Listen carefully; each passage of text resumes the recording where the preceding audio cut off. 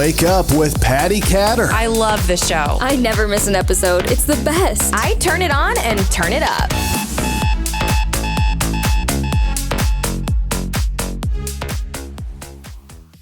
You're listening to and watching Wake Up with Patti, and I am your host, Patti Katter. Welcome to the show. Today, I have an astronomical guest with me. Like how I punched that in for you. Roman Chiporukha. Is that how you say it?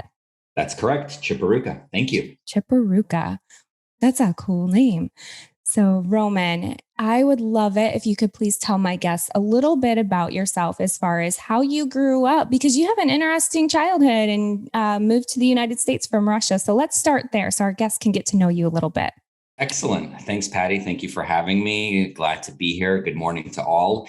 My name is Roman Chiporukha. I was born in Moscow, Russia in 1981 and immigrated to this wonderful country in 1989. We were refugees through Europe and traversed Austria and Italy before being granted access to the United States. I grew up in Brooklyn, New York, went to NYU, which was the one and only school that I applied to. And my first job out of college was working at the Waldorf Towers, which is the more exclusive part of the famous Waldorf Astoria Hotel. And then I worked primarily in hospitality, initially working for an ultra-wealthy Russian family between LA, Moscow, and New York. And then got a job for a really well-known New York travel agency that supported the world's ultra high net worth. Met my future business partner there, started a company called Roman and Erica, where we are the perfect blend between a really well-connected concierge, a top-level personal assistant, and a luxury travel advisor. That was in 2009 when we started the Roman and Erica business. And our focus is really anything and everything for clients' lifestyle and leisure needs. In 2018, we were approached by a private space company who said, "We hear that you've been working with the ultra high net worth for nearly 2 decades, and we'd love your assistance in promoting mission to the International Space Station for 10 days. And I happily obliged. And it took me 2 years.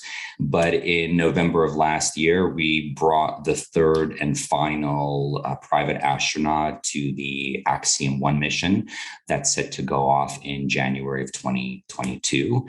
And as a result of being involved in new space, which is what this landscape is called, I started SpaceVIP.com, which is a company designed to inspire and educate the public about all of these incredible opportunities that are available for space and space adjacent experiences. So that's me in under 2 minutes or less. I'm getting better.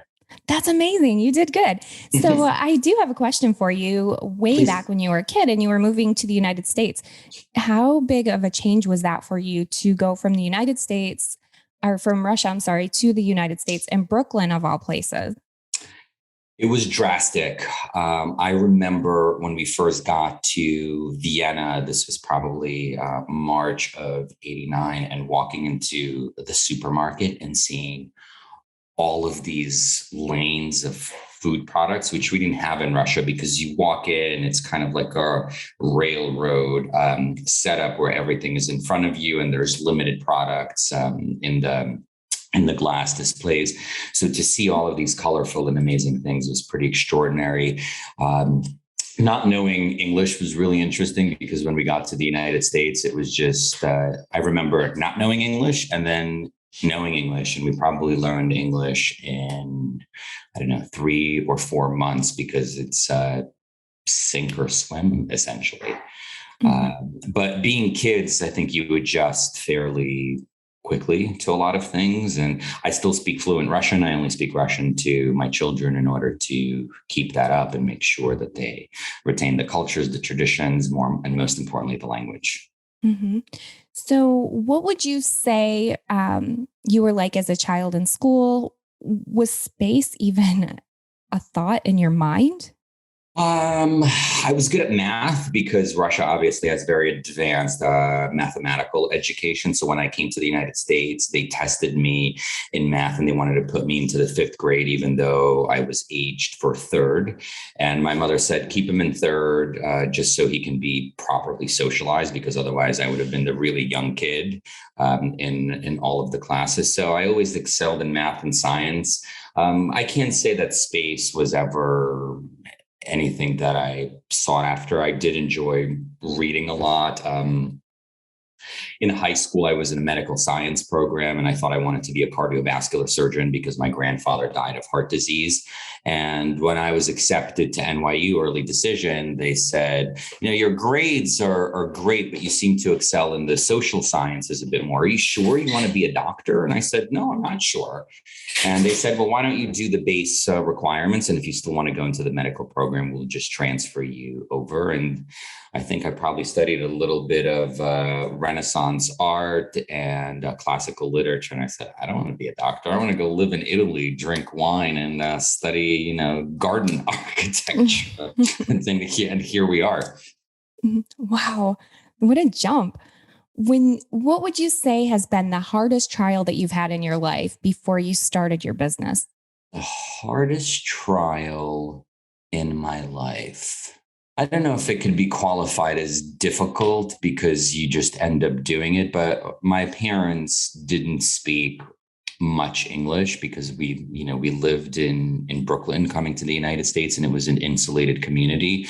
So I ended up doing a lot of translating for my parents and probably knew a lot more things as a child than I really should have. So I became the de facto head of my household in a way. My dad did a lot of business in Russia, so he would fly back and forth, and it was just my brother and my mother and I. And I look back now, but those are the things that made me the person that I was, because I had a knack for organizing and asking people for things that I needed based on the requests that my mother had made, whether it was, call the bank and tell them this, or dispute that, or negotiate with this person for something else. So I wouldn't call it a difficulty, but it was challenging in its own respect, but made me the person that I am today.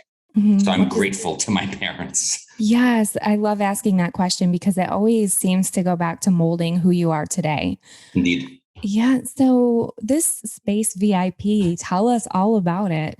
So back in November, when we sold this $50 million ticket for a 10-day mission to the International Space Station, a lot of folks started reaching out and saying, oh, if you have clients for a $50 million ticket, surely you have clients who are interested in some of the less expensive, but also really meaningful and space-related experiences. It became evident really quickly that there are so many interesting things that are available that the public has no idea about, because unfortunately, the press only focuses on billionaire goes to space, $50 million. Jeff Bezos, Richard Branson, but in reality, they're in fascinating and incredibly unique things that you can do right here on Earth. So SpaceVIP was designed to inspire and educate the public on all sorts of experiences, and we broke it down into 3 categories. We made up a category and called it Earthanaut for experiences that you can do right here on Earth. Astronaut, experiences that you can do in space, and Aquanaut, experiences that you can do in the water. So some of the more interesting ones on Earth that are easily accessible to everyone listening is called Zero Gravity, and it's a converted 727 airplane that's basically covered in padding, and it goes up to 24,000 feet and then starts flying in these parabolas, which are wave-like aeronautical maneuvers that replicate a lunar, a Martian surface, as well as zero gravity. So it's incredible. And once you've experienced it, you can't forget about it, and you just crave a lot more. And this costs $7,500 per person. It's certainly not cheap, but it's not $50 million. So technically it's technically it's affordable. There are other land-based experiences like analog missions, which replicate living on a lunar or Martian surface. Do you remember the movie Biodome with Pauly Shore? I think it was Oh in my the late goodness. 90s or early 2000. Mhm. So this is kind of like that. You live in a controlled environment, you wear spacesuits, and you do activities that will replicate living on another planet, whether it be vertical farming or medical experiments. And those are available in Hawaii with a company called High Seas, also for about $5,000 or $6,000, and that's for a week mission. Or there's a company called DMARS in the Israeli desert that does analog missions like this. There's also a phenomenal space center outside of Philadelphia called NASCAR, where they do centrifuge training that will replicate the G-forces of blast off and re-entry, or simulation training where you could experience what it's like to fly on Virgin or Blue Origin. And again, those things are under $10,000. You can fly to Russia and go to Star City, where the space program started, and do all sorts of cool training exercises. And those range from, $10,000 to $30,000. Again, those are expensive, but they're more or less affordable for a regular person. And I say that in quotes, as long as you're able to save. And that's something of interest to you. That's interesting. So have you been on any of these trips? Indeed. I did zero gravity about 2 months ago, and I thought it was fascinating. I'm geared to go to High Seas in Hawaii in November, and I'm in the process of planning centrifuge and simulation training in NASCAR in the next month or so. Good for you. So how did your company SpaceVIP come together? Well, SpaceVIP essentially grew out of the fact that we sold a $50 million ticket for a 10-day mission to the International Space Station. And a buddy of mine who I grew up with, he's a marketing virtuoso and has sold millions of tickets for a variety of events that you see around town, like SantaCon or pub crawl or New Year's Eve parties. And he called me and he said, I thought you were crazy when you were selling this ticket to space, but I'm so glad that you were able to do it. And now you're a legend, not only in your own mind, but in my mind as well. And I think the public is ready to know more, because there's all of this hype being built around, and Branson is going to go up soon and Blue Origin is going to go up soon. So we put our minds together and brought on this incredible woman named Suzanne, who's our chief operating officer. She comes from a financial background. So we all have our individual talents. Suzanne is financial modeling and investments. Eddie's marketing and kind of website building and search engine optimization. I obviously have experiences working with the ultra high net worth. So we pooled those talents together, created SpaceVIP, and are 6 months into this incredible adventure. One of my private clients has recently stepped up to fund a space prize that we're working on, which will be a global initiative to promote women in STEM. So that's something that we'll be announcing hopefully in the next 6 to 12 months. And I'll certainly keep you and your listeners posted on that, because it's set to be phenomenal. So yes, definitely. We'll have to have you back on too. I want to have you back on maybe after November, when you can go to Hawaii and tell us all about that too. Oh, absolutely. So what would you tell my listeners out there who are really interested in some of these little trips that you have? I recommend going to spacevip.com. We made the website super approachable, easily digestible, because in putting all of this data together, we realize how difficult and convoluted space information is, and it doesn't have to be that way. You'll notice a really interesting page. It's called the infographic. That's something that was born out of an Excel spreadsheet that I made for myself, 2 years ago, just to understand the landscape of space, because all I wanted to know was who's doing it, how much does it cost, how long is the experience, is there any training necessary, and where is it?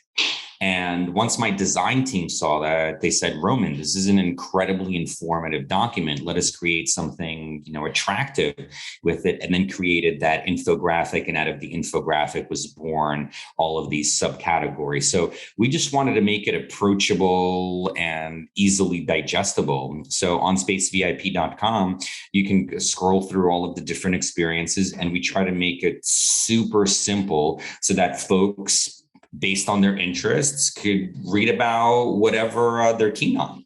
Mhm. That's amazing.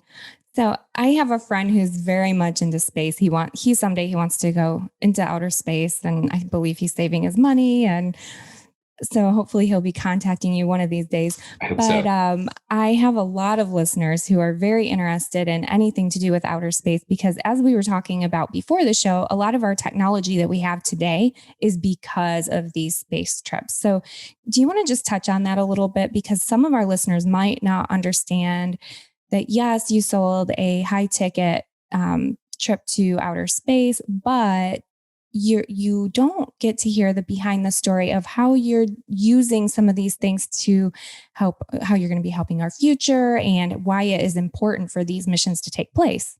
Sure. Thank you for bringing that up.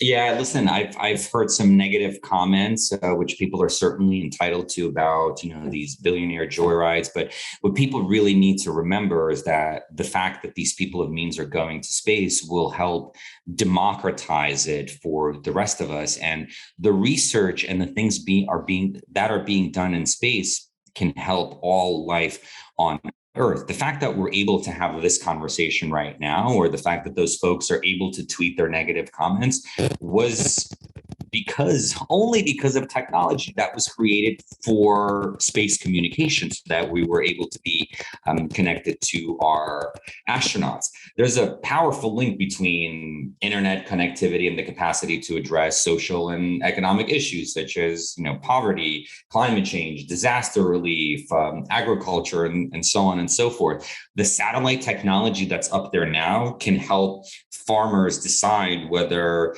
to add more water or when to harvest their crops. The medical research being done in space, whether for Parkinson's or cancer, is fascinating. They're doing 3D organic printing there. So it's, the work that can be done in a microgravity environment is unparalleled. They're in preparation for living in space.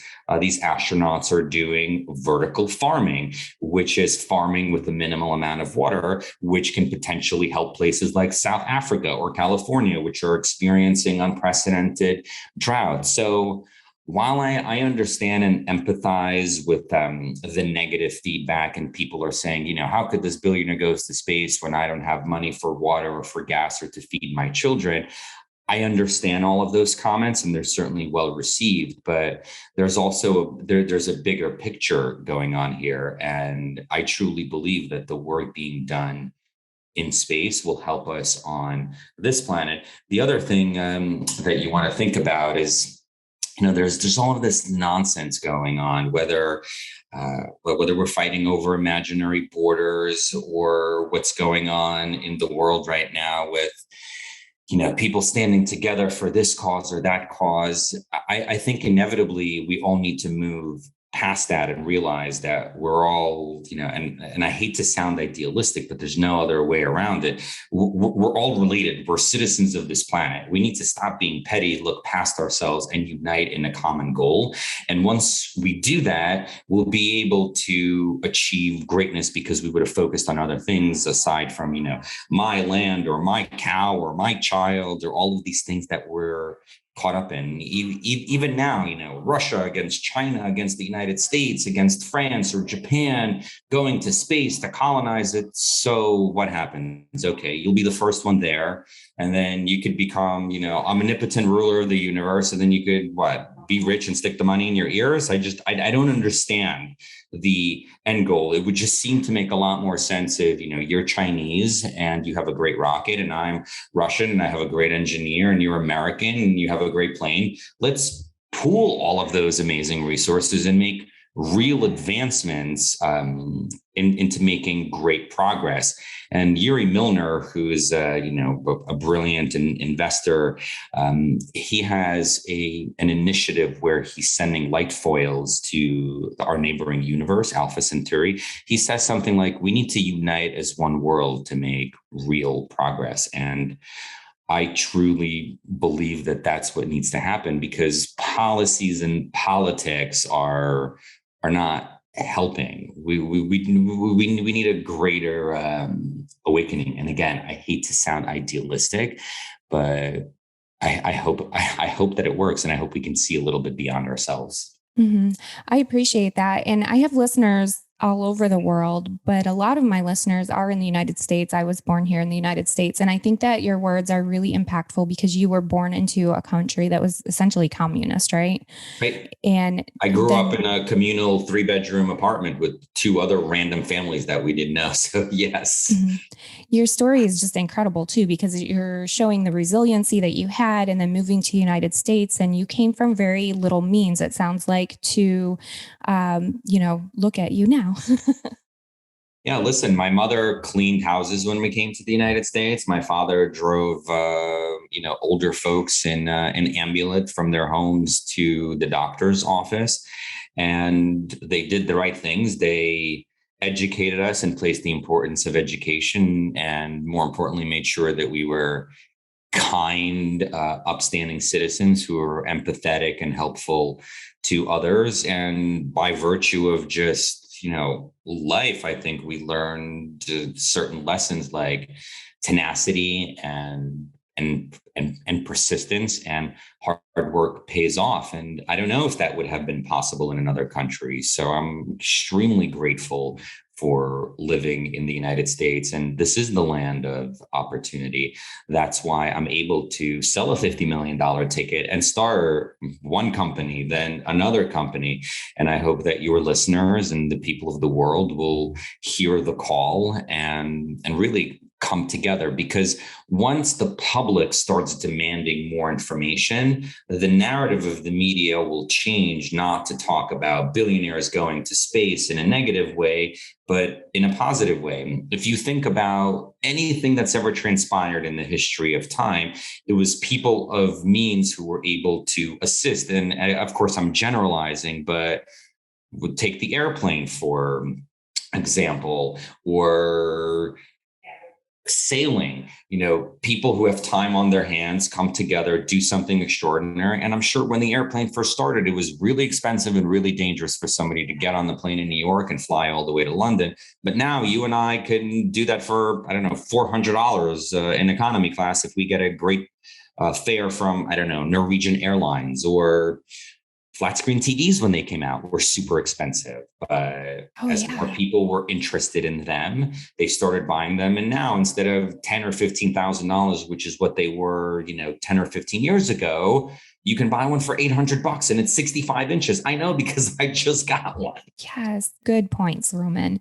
I appreciate you so much. And I appreciate you taking time out to be on my show. And I know my guests are going to just really appreciate your encouragement and the motivating talk that you gave, because it is really important for us to all to come together and to just look past negativity. And honestly, I am so happy for whoever has $50 or $55 million to purchase a ticket to go to space. Like, good for them. That is amazing. Right. Right.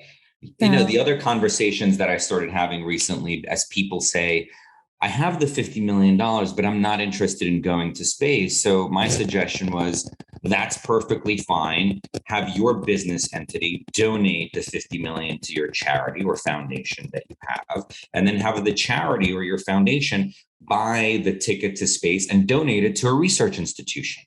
Somebody that could really find value in it. So it doesn't necessarily need to be you, ultra high net worth person that you are, but there are alternative ways to do meaningful work in space. Jared Isaacman, the payment processing billionaire who bought the full mission from SpaceX, he's going He's going up to space. He's also taking a research scientist from St. Jude's. He donated a lot of money to St. Jude's by virtue of a raffle. So the raffle winner is going, and someone who won kind of his payment platform competition is going with him as well. So this is a guy who did 4 things in one. He's a pioneer. He's doing research up there. He's doing marketing for his organization, and he created a tremendous flow of philanthropy by virtue of auctioning off the seats. That's real change. Yes. It's really impactful.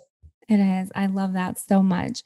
Now, people can find your website. Is it spacevip.com, correct? Exactly. Okay, so those of you watching, you can see it on your screen right now. Head over to the website. Those listening, you can read it in the show notes, or it'll be on my website links. And Roman, I appreciate you so much for being on the show. I do have one last question for you. Please. So since starting Space VIP, what has been your biggest trial with that? Trial has been getting the word out there, because I've had more, as I mentioned to you when we started speaking, I've had more media requests for when I sold the $50 million ticket than when we made a massive public announcement saying that we started this company to inspire and educate the public on all space and space adjacent experiences. So it's fascinating to me that there is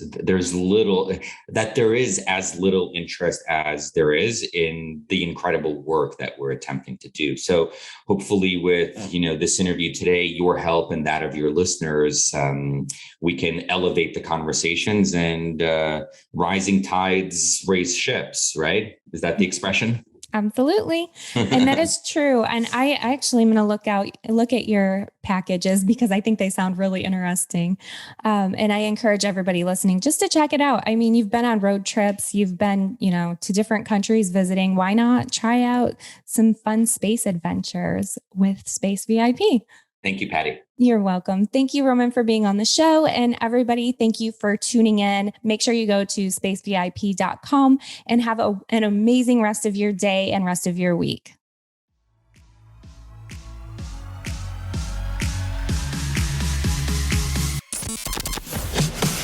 Thank you for listening to Wake Up with Patti Katter. Thank you. Thank you. Thank you, thank you, thank you for all you do. Follow Patti at Patti Katter on Facebook and Instagram. Get social. You can now watch Wake Up with Patti Katter on Amazon TV and Roku. It's the only podcast I listen to. Be sure to check out Patti's apparel line, The Patriotic Mermaid, at thepatrioticmermaid.com, and on social media at The Patriotic Mermaid. I love it.